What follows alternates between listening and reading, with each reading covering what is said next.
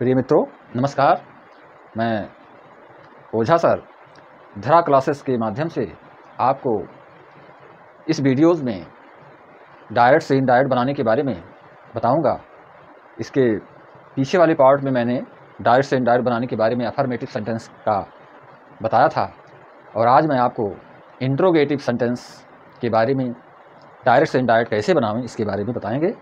मेरे दोस्तों, मैं चाहता हूं कि आप लोग अच्छे से अच्छे अंक प्राप्त करें इस एसएससी परीक्षा में इंग्लिश लैंग्वेज के तहत, और किसी भी प्रकार की त्रुटि आपसे ना हो। मैं आपके साथ हूं और ये चैनल आपके साथ में है। मैं पूर्ण रूप से आशा करता हूं कि आने वाली परीक्षा में आप अच्छी सफलता को प्राप्त करके अपने उद्देश्य की पूर्ति कर पाएंगे। Thank you. तो मैं बताने जा रहा हूं डायरेक्ट इनडायरेक्ट स्पीच में इंट्रोगेटिव सेंटेंस के बारे में। इसके पूर्व मैंने अफर्मेटिव सेंटेंस के बारे में बताया था। अब आपको हम डायरेक्ट इनडायरेक्ट में इंट्रोगेटिव सेंटेंस का हम कैसे डायरेक्ट सेंटेंस को इनडायरेक्ट के रूप में लिखते हैं। मेरे दोस्तों ध्यान दें, ये direct and indirect speech interrogative रूप में, यानी कि जब सेंटेंस आपका इंट्रोगेटिव में होता है। आप जानते हैं कि interrogatives are also two types. ये भी दो प्रकार के होते हैं, interrogative first type and interrogative second type. Interrogative first type में जो हमारी ऑक्सिलरी वर्ब्स होती है, is, am, are, was, were वगैरह, हैज, हैव, हैड, या मॉडल्स वर्ब्स जो होते हैं, इनका प्रयोग किया जाता है, जिसमें क्वेश्चन को बनाते समय हम इसका प्रयोग सर्वप्रथम करते हैं। तो ये फर्स्ट टाइप का इंट्रोगेटिव सेंटेंस होता है। और सेकंड टाइप के जो इंट्रोगेटिव सेंटेंस होते हैं उसमें क्वेश्चन वर्ड्स होते हैं, जैसे व्हाई, व्हाट, व्हेन, हाउ। तो मैं फर्स्ट टाइप के सेंटेंस को लिख करके बता रहा हूं आपको। जैसे do you go to school. अब आप ध्यान दें कि ये जो आपका सेंटेंस है यह बता रहा है कि इसमें ऑक्सिलरी वर्ब डू का प्रयोग किया गया है, जो कि मॉडल ऑक्सिलरी के रूप में डू का प्रयोग किया गया है इसमें। और इधर जो आपका पार्ट होगा ये आपका रिपोर्टेड पार्ट है, डायरेक्ट इनडायरेक्ट का रिपोर्टेड स्पीच है। और इधर जो है हम इनडायरेक्ट रूप लिखते हैं, जिसका रिपोर्टिंग स्पीच लिखते हैं कि ही सेज टू मी। ध्यान दें, he says to me do you go to school. अब आप देख रहे हैं कि ये प्रेजेंट टेंस में है। प्रेजेंट टेंस में आपकी रिपोर्टिंग स्पीच भी है और प्रेजेंट टेंस में आपकी रिपोर्टेड स्पीच भी है। परंतु ध्यान ये देना है मेरे दोस्तों कि ये आपकी जो रिपोर्टेड स्पीच है ये प्रेजेंट टेंस में तो है, प्रेजेंट इंडेफिनिट में, लेकिन इंट्रोगेटिव में है, अर्थात प्रश्नवाचक के रूप में है। फर्स्ट टाइप के प्रश्नवाचक के रूप में ये है। तो आप ध्यान दें, जब इस तरह के सेंटेंस हमें मिलते हैं तो हम इस सेज टू को किस में परिवर्तित कर देंगे? आस्क्स में। सेज टू को आस्क्स में परिवर्तित कर देंगे। और यहाँ पर कंजक्शन के रूप में, जैसे कि मैंने पहले बताया है इसके पूर्व में कि दैट का प्रयोग करते हैं कंजक्शन के रूप में, तो इसमें इफ़ या वेदर का प्रयोग करते हैं। तो इसको जोड़ने के लिए हम इफ़ का प्रयोग करेंगे। इफ़ लिख दिया। और इसके बाद आप देख रहे हैं कि जो आपकी रिपोर्टेड स्पीच है इसका सब्जेक्ट क्या है? Second person. सेकंड पर्सन यानी यू है।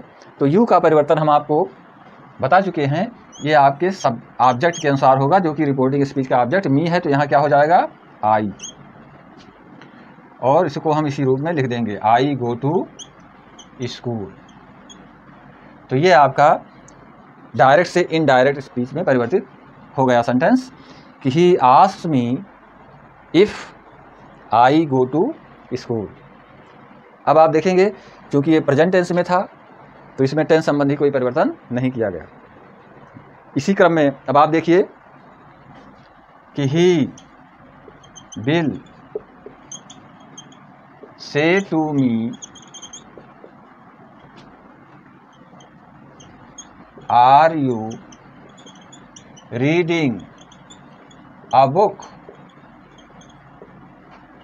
ध्यान दें ये आपकी रिपोर्टेड स्पीच का जो सेंटेंस है ये इंट्रोगेटिव में है, लेकिन किस टेंस में है?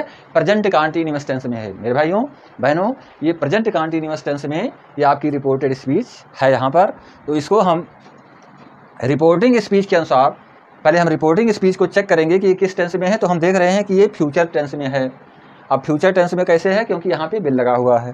तो मैंने पहले भी बता दिया था कि अगर प्रेजेंट टेंस में रिपोर्टिंग स्पीच होती है या फ्यूचर टेंस में होती है तो रिपोर्टेड स्पीच में किसी प्रकार का टेंस संबंधी संशोधन नहीं होता है, नो चेंजिंग।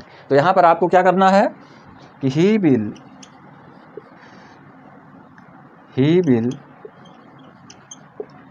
से को हम टेल में से को हम जो है आस्क में परिवर्तित कर देंगे, ask me, he will ask मी, और इसको हम कंजक्शन इफ से जोड़ देंगे और इसका यू का परिवर्तन जैसा आप किए थे पहले वाले सेंटेंस में उसी तरह से इफ का परिवर्तन करेंगे तो यहाँ आई हो जाएगा। और आई के साथ हम क्या लगाएंगे? आई के साथ कौन सी लिंकिंग वर्ब लगती है प्रेजेंट कंटीन्यूअस टेंस में? तो आई के साथ एम लगता है, I am reading a book, correct. तो यहाँ पर ध्यान दें कि he will ask me if I am reading a book, वह मुझसे पूछेगा मैं एक पुस्तक पढ़ रहा हूँ। ऊपर के सेंटेंस में वह मुझसे कहेगा क्या तुम एक पुस्तक पढ़ रहे हो? तो इसको हम इस रूप में लिख देंगे, डायरेक्ट से इनडायरेक्ट में बनाएंगे तो ये हमारी बातें जो हैं क्या हो जाएंगी? इनडायरेक्ट स्वरूप से हो जाएंगी, अर्थात ये जो है अप्रत्यक्ष रूप से हमारे समक्ष आएंगी। तो ये जब हम प्रेजेंट व फ्यूचर टेंस में रिपोर्टिंग स्पीच को पाते हैं और दूसरे पार्ट को जो है इंट्रोगेटिव के रूप में पाते हैं तो उसका परिवर्तन हम इस तरह से करते हैं। अब हम आगे चल रहे हैं कि जब हमारी रिपोर्टिंग स्पीच पास्ट टेंस में हो, हमारी रिपोर्टिंग स्पीच पास्ट टेंस में हो तो इसके बारे में हम कैसे क्या करेंगे, थोड़ा ध्यान दें मेरे दोस्तों। आज यदि आप इसको पूर्ण रूप से समझ लेंगे तो किसी भी प्रकार की कोई भी कंपटीशन संबंधी कोई भी क्वेश्चंस में किसी भी प्रकार की दिक्कत आपको नहीं आने वाली है। अब हम बताने जा रहे हैं कि यदि पास्ट टेंस में है कि यहाँ पर रवि सेड टू मी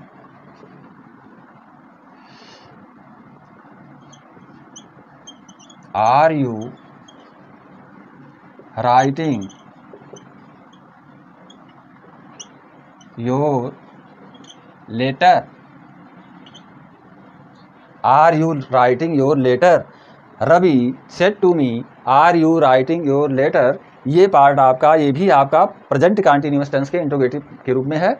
लेकिन हम इधर देख रहे हैं जो हमारी रिपोर्टिंग स्पीच है इसमें सेड लगा हुआ है, तो इसका मतलब ये हमारा जो है पास्ट टेंस में है, से का सेकंड फॉर्म लगा हुआ है, तो पास्ट टेंस में इसका प्रयोग किया गया है। तो इसको हम इस रूप में परिवर्तित करेंगे कि रवि आस्ट कर देंगे, सेट को किस में परिवर्तित करेंगे? आस्ट। तो ये सेट टू आपका हट जाएगा, आस्ट भी, और यहाँ पे इफ़ लगा दिया और इसको हमने परिवर्तित कर दिया इसके अनुसार, तो यहाँ क्या हो गया?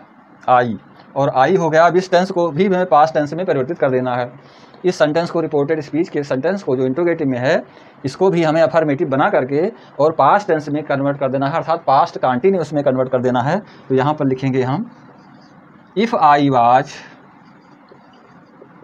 राइटिंग, और योर का भी परिवर्तन करेंगे, तो योर का परिवर्तन करेंगे तो ये भी आपका मी के ही अनुसार बनेगा।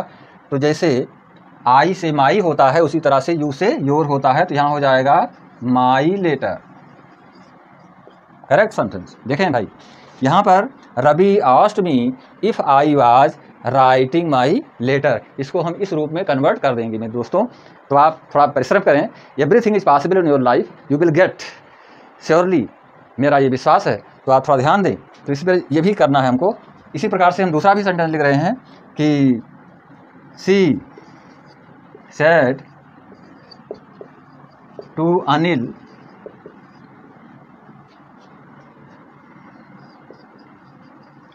Have I solved this question,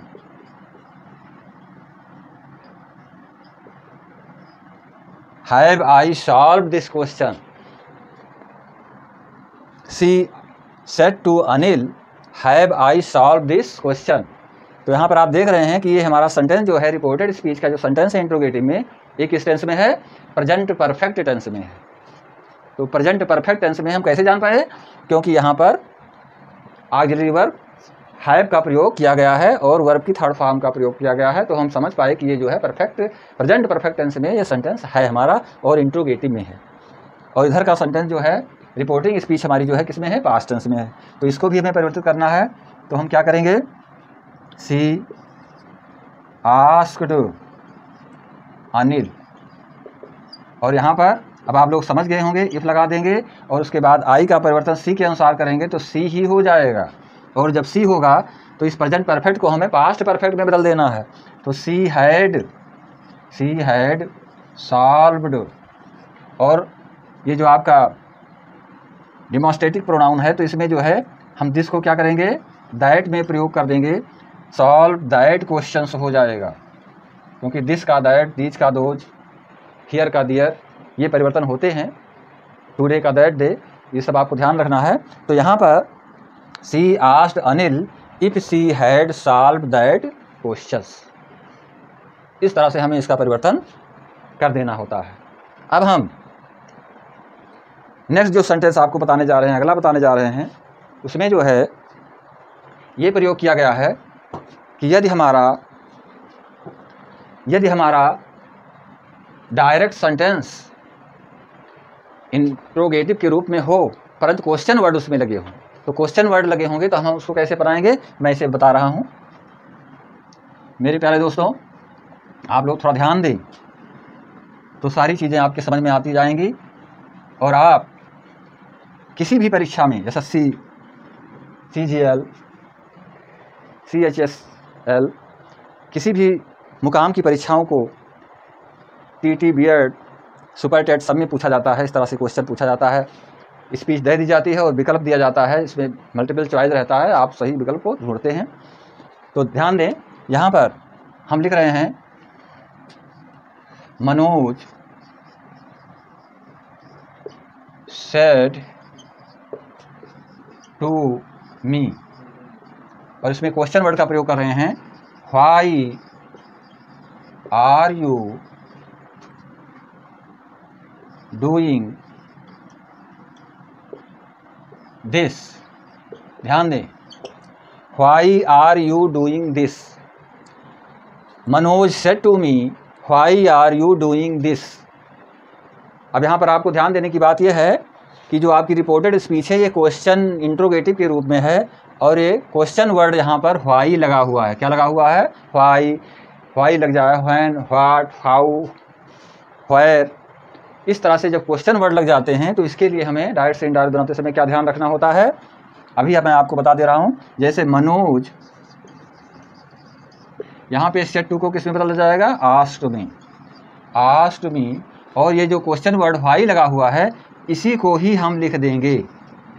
अब व्हाई को लिख दिया तो व्हाई क्वेश्चन वर्ड हमको यहाँ पर लिखना पड़ा, और शेष परिवर्तन हम पूर्ववत करेंगे जैसा कि आपको पहले बताया जा चुका है।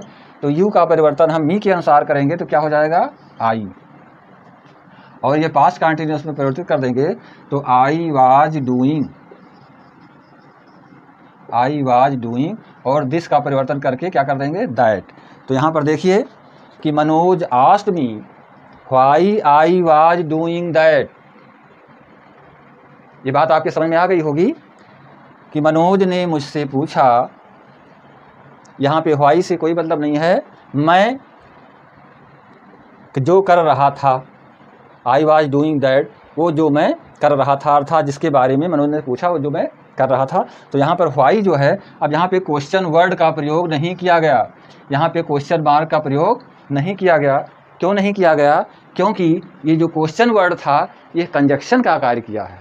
इसने किसका कार्य किया है, कंजक्शन का कार्य किया है। जैसे हम दैट लगाते थे, इफ वेदर लगाते थे, तो यहाँ पर जो है जैसे व्हाई का मतलब क्यों, तो व्हाई का मतलब जो भी होता है, जो भी होता है।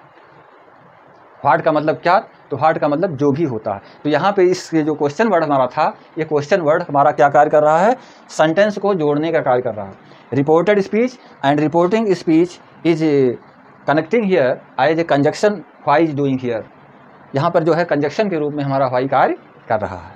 तो इसी तरह से एक दूसरा सेंटेंस हम लिख रहे हैं, जैसे ही सेड टू हरी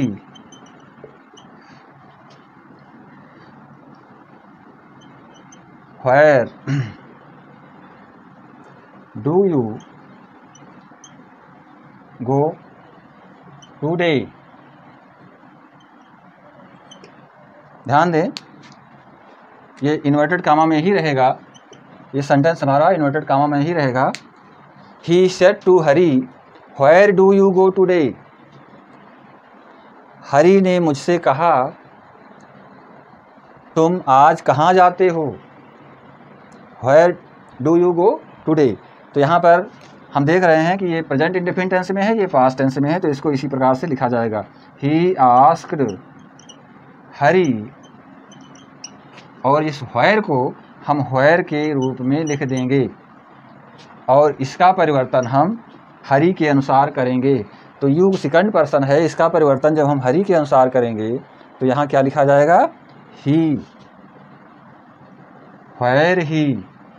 और ये प्रेजेंट इंडेफिनिट को पास्ट इंडेफिनिट में बदल देना है, तो क्या कर देंगे, व्हेयर ही वेंट टुडे को क्या कर देंगे, दैट डे। पुनः देख लें, he asked Hari where he went that day. तो हमने परिवर्तन किया, यू के हरी की जगह पर यू से परिवर्तन किया तो क्या हो गया, ही। मान लीजिए यहाँ पर लिखा होता नीता लिखा होता, रीता लिखा होता, किसी लड़की का नाम लिखा होता, तो हम यहाँ क्या कर देते, सी कर देते। यहाँ पे मान लीजिए देम लिखा होता तो हम यहाँ पर दे कर देते। यहाँ पर ही लिखा होता तब भी यहाँ पर ही कर देते।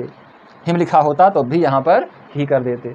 तो इस तरह से परिवर्तन प्रोनाउन संबंधी और टेंस संबंधी हम करते हैं, चाहे वो अफर्मेटिव सेंटेंस के रूप में डायरेक्ट इनडायरेक्ट हो या इंट्रोगेटिव सेंटेंस के रूप में हमारे समक्ष आए।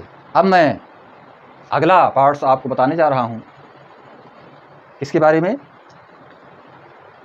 कुछ अलग तरीके का, जिसको हम क्या कहते हैं, इम्परेटिव सेंटेंस। क्या कहते हैं, इम्परेटिव सेंटेंस।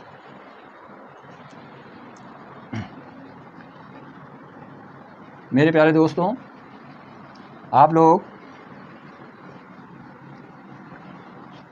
स्टार्टिंग से लेकर के और लास्ट तक इस वीडियो को देखने का प्रयास करें, आपको पूरी बातें समझ में आ जाएंगी। अभी तक मैंने बताया इंट्रोगेटिव सेंटेंस, और मैं अब आपको बताने जा रहा हूं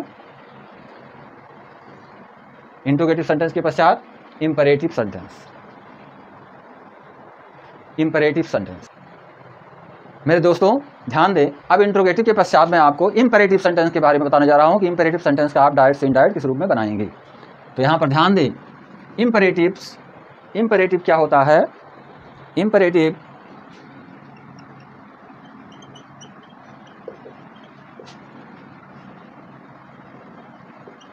इम्परेटिव सेंटेंस को आज्ञा सूचक वाक्य कहते हैं, जो मैंने आपको एक्टिव पैसिव में भी बताए थे, पैसिव वॉइस में भी, एक्टिव वॉइस में।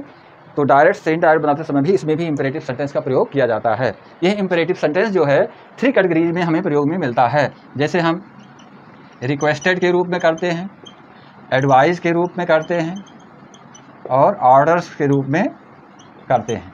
ये 3 कैटेगरीज हैं जिसमें हम इम्परेटिव सेंटेंस को रिक्वेस्टेड, एडवाइस और ऑर्डर के रूप में करते हैं, जैसा हमारा सेंटेंस होता है। कौन सा सेंटेंस, रिपोर्टेड स्पीच का सेंटेंस। रिपोर्टेड स्पीच के सेंटेंस को जब हम पढ़ते हैं, इसको समझते हैं, तो हमें पता लग जाता है कि इसमें हम रिक्वेस्टेड का प्रयोग करें, किसमें एडवाइस का प्रयोग करें, किसमें ऑर्डर का प्रयोग करें। फॉर एग्जाम्पल मैं लिख दे रहा हूँ, जैसे he said to me please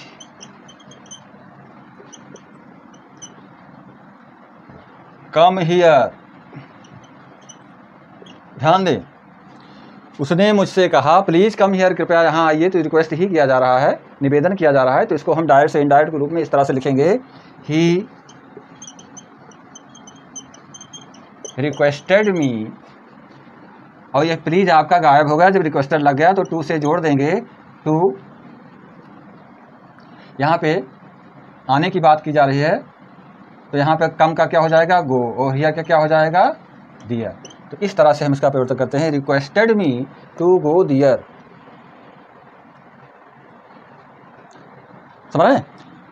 तो इस प्रकार हम इसको चेंजिंग में करते हैं। और सेंटेंस जैसे देखिए, he said to me give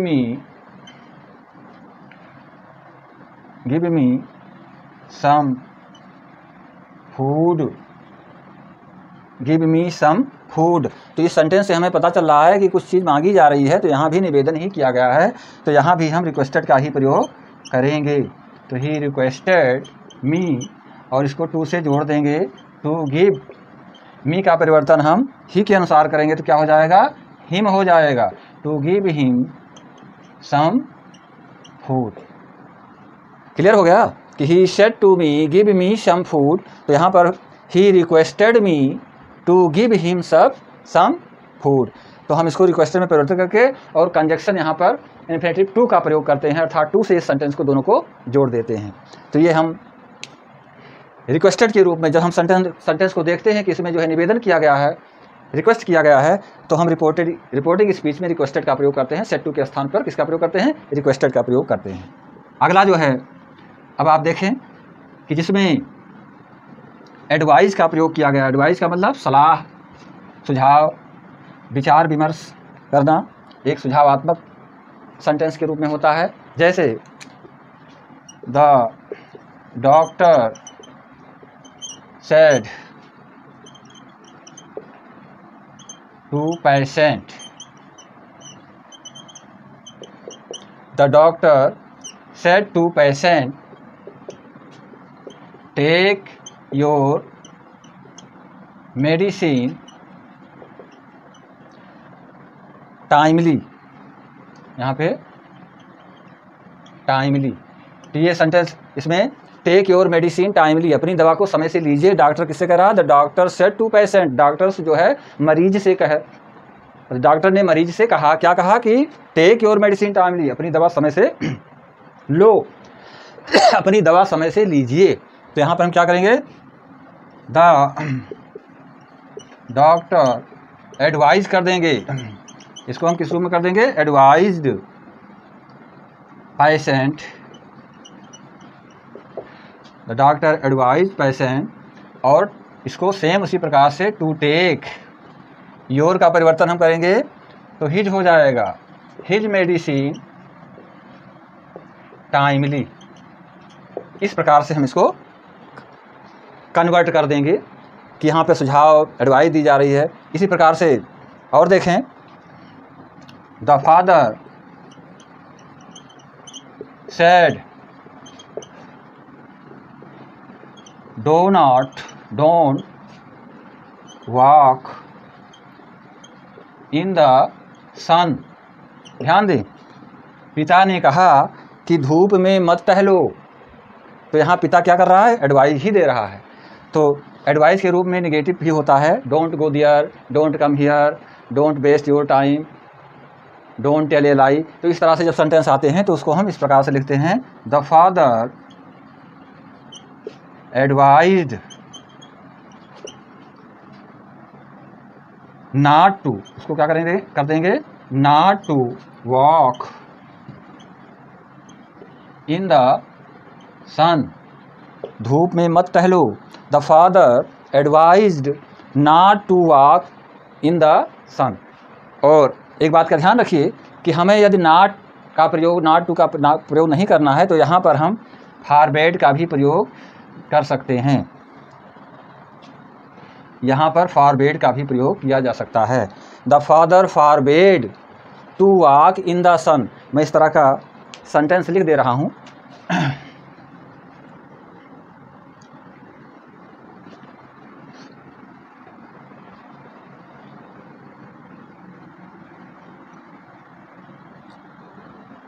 जैसे he said don't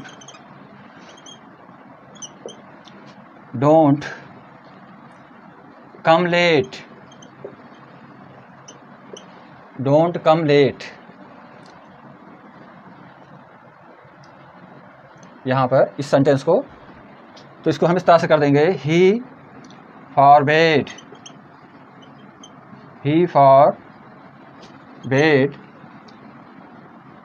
to come late. हम यहाँ पर देखते हैं कि इस कम को जो है, कम को गो में भी परिवर्तित कर सकते हैं। तो यहाँ पर ही फॉरबेड टू गो लेट, इस तरह से फॉरबेड का प्रयोग करके, फॉरबेड का मतलब होता है किसी चीज़ के बारे में मना कर देना। अब हम अगले टाइप का जो आपको इंपरेटिव सेंटेंस में बताने जा रहे हैं, उसमें किसका प्रयोग मिलेगा आपको? लेट का प्रयोग मिलेगा। किसका प्रयोग मिलेगा मेरे भाइयों बहनों? लेट का प्रयोग। तो आप समझ लें थोड़ा, जो लेट होता है, लेट के साथ यदि अस का प्रयोग हो, लेट के साथ यदि अस का प्रयोग हो, तो इसके लिए हम प्रपोज्ड का प्रयोग करते हैं। एज ए प्रपोजल के रूप में हम लेट अस का प्रयोग करते हैं, ध्यान रखिएगा। और बाकी सारे में, जैसे यदि यहाँ पे let me, let her, let you, let Mohan लिखा होता है, तो इसके साथ हम प्लीज़ का प्रयोग, इसके साथ हम जैसा सेंटेंस होता है रिक्वेस्टेड, एडवाइज और ऑर्डर्स का प्रयोग करते हैं। तो अब इस प्रकार के हम सेंटेंस को आपको बताने जा रहे हैं जिसमें कि लेट का प्रयोग किया गया है डायरेक्ट से इनडायरेक्ट बनाने के लिए।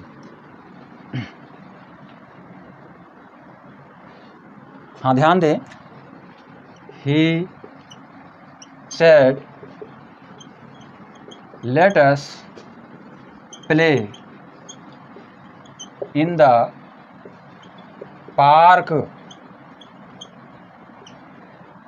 Let us play in the park, हम पार्क में खेलें। यहाँ पे ही सेड, उसने कहा हम पार्क में खेलें। तो यहाँ पर ध्यान दे, इसमें जो है एक उद्देश्यपूर्ण बात की कही जा रही है। तो ही प्रपोज्ड और दैट लगा देंगे, और इस अस का परिवर्तन हमको इसके अनुसार करना है। तो जैसे आई का प्लूरल क्या होता है? बी, और बी से अस बनता है, वैसे ही सी इट या सिंगुलर नंबर नाउन का जो प्लूरल नंबर होता है वो दे होता है प्रोनाउन के रूप में। तो यहाँ पर ही है, यहाँ पर अस है, तो हम यहाँ क्या कर देंगे? दे कर देंगे, और इसके साथ शुड का प्रयोग करेंगे। They should play in the park, they should play in the park, ये बन गया आपका ही proposed that they should play in the park. ध्यान दें, तो जब सउद्देश्यपूर्ण कोई कथन होता है तो उसके लिए हम प्रपोज का प्रयोग करते हैं, बशर्ते यदि उसमें लेट अस लगा हो तो हमें दे शुड लगा देना होता है।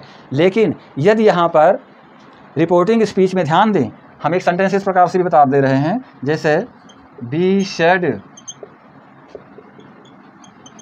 Let us go for a walk. ध्यान दें, तो इस सेंटेंस में आप देख रहे हैं यहाँ पर अस है और यहाँ पर बी है ऑलरेडी, तो इसको हम इस रूप में लिखेंगे, बी प्रपोज्ड दैट, अब अस का परिवर्तन हम बी के अनुसार करेंगे तो यहाँ बी ही हो जाएगा, that B should go for a walk, for a walk. यहाँ पर ध्यान दें, B proposed that B should go for a walk, क्योंकि ऑलरेडी बी रिपोर्टिंग स्पीच में भी आपके सब्जेक्ट के रूप में है और रिपोर्टेड स्पीच में भी बी आ गया है, अस से आया हुआ है रिपोर्टेड स्पीच में। तो अस जो है किससे बना हुआ है? बी से बना हुआ है, तो हम यहाँ पर बी ही लिख देंगे मेरे प्रिय दोस्तों। अब इसके पश्चात मैं आपको एक लेट से ही संबंधित दूसरा सेंटेंस बताने के लिए जा रहा हूँ, तो आप ध्यान दें।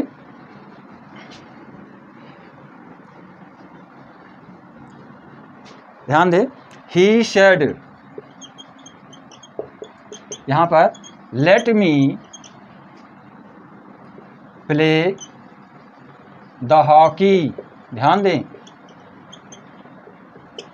Let me play the hockey, मुझे हॉकी खेलने दें। तो मुझे हॉकी खेलने दें, तो यहाँ कोई ना आदेश है ना कोई सुझाव है, इसमें भी आप देख रहे हैं कि मुझे हॉकी खेलने दें।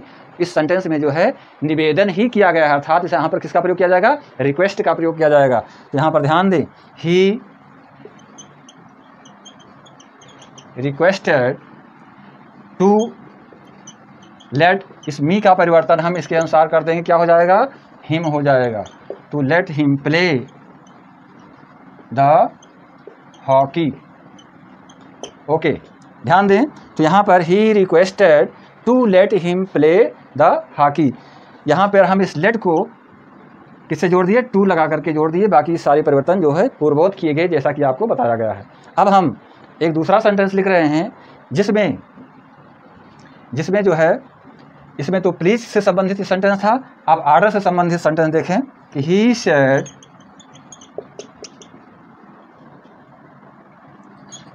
Let you go out, let you go out.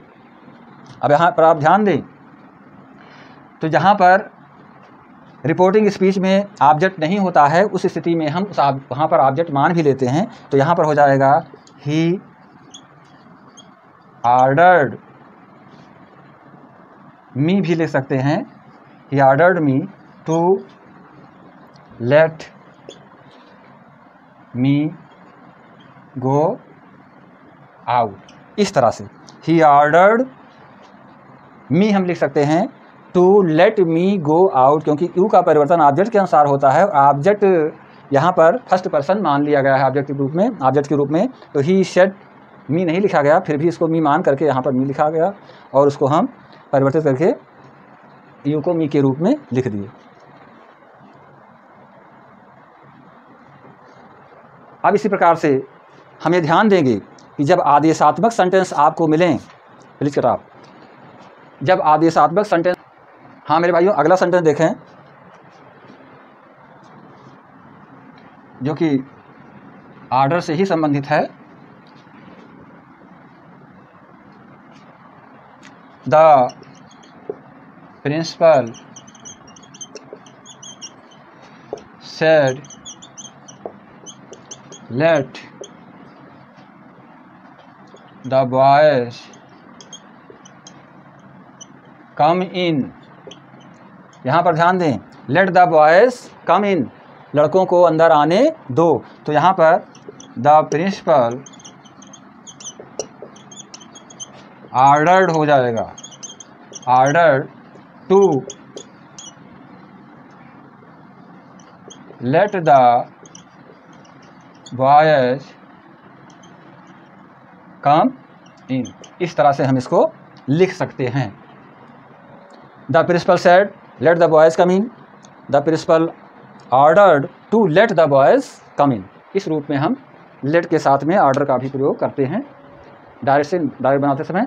अब मैं एडवाइस के बारे में बता रहा हूँ, जैसे कि कहा जाए the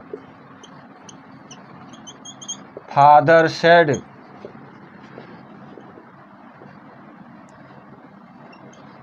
let you not go in the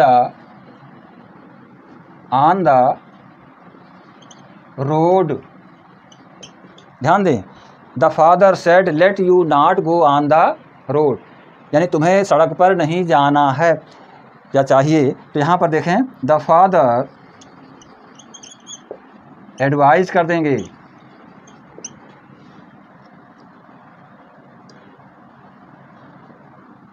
not to let go on the road. क्या परिवर्तन किया गया, the father advised not to let go on the road. इस तरह से हम कर सकते हैं, या यहाँ पर फॉरबेड का भी प्रयोग किया जा सकता है। द फादर फॉरबेड, जब फॉरबेड लगा दिया तो टू लेट्स का ही प्रयोग करेंगे, to let go on the road. This is the main examples of the imperative sentences, direct to indirect speech. मेरे दोस्तों, मैं आपको interrogative sentence and imperative sentence both type sentence बताने का प्रयास किया मात्र 30-35 मिनट में। तो आप थोड़ा एकाग्र होकर के इस इसको ध्यान से पढ़िएगा, समझिएगा, सारी बातें आपको समझ में आ जाएंगी। और कल मैं आपको एक्सक्लेमेटरी और ऑप्टेटिव सेंटेंस के बारे में बताऊंगा। मेरे दोस्तों, खुश रहिए, प्रसन्न रहिए, अच्छे से अंक को लाना ही मेरा ध्येय है। नमस्कार, आपको कोट कोट धन्यवाद। जय हिंद, जय भारत।